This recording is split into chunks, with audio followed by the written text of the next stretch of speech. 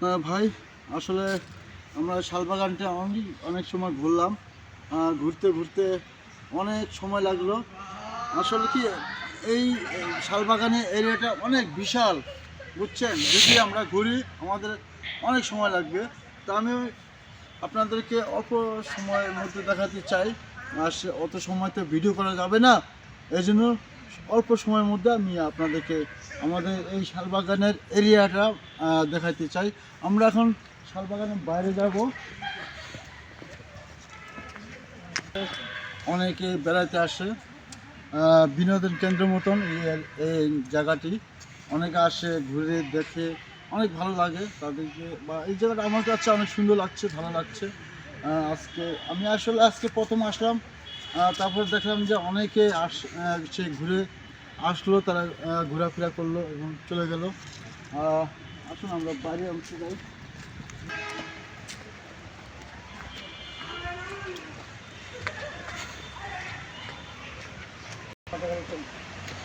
মজা হবে না, সুন্দর একটু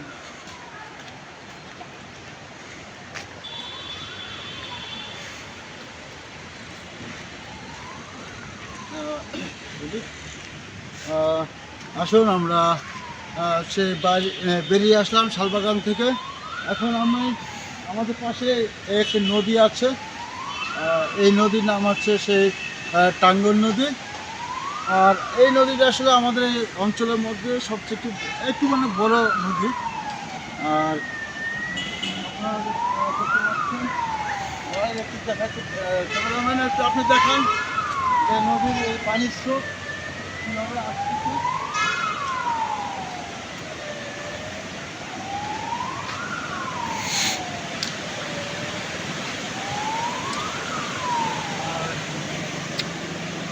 আসলে দেখেন আপনারা কত সুন্দর একটি দৃশ্য।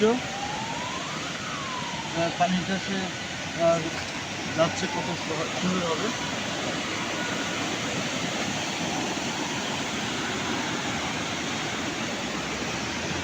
আচ্ছা ঠিক আছে, আমরা রাস্তা যাবো এবং আপনাদের বাইরের অংশটা আমরা পুরো একটু দেখাতে চাই। ওই শালবাগানে কিন্তু বিশ্বরোড, কিন্তু আপনারা দেখলে মনে হচ্ছে যে ছোট্ট একটা রোড। আসলে যখন ব্রিজটা তৈরি করে তখন তাদের মাথার চিন্তা ভাবনা তেমন ছিল না যে এটা হাই করা লাগবে, এটা ছোটো করে রাখছে রোডটা। ঠিক আছে,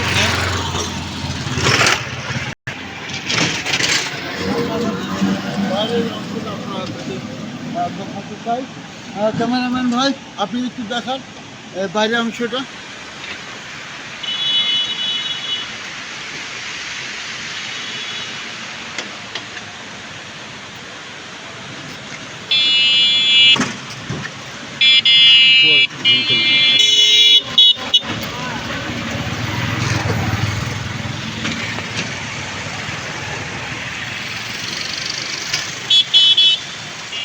আচ্ছা, আমার দিকে ফলো করে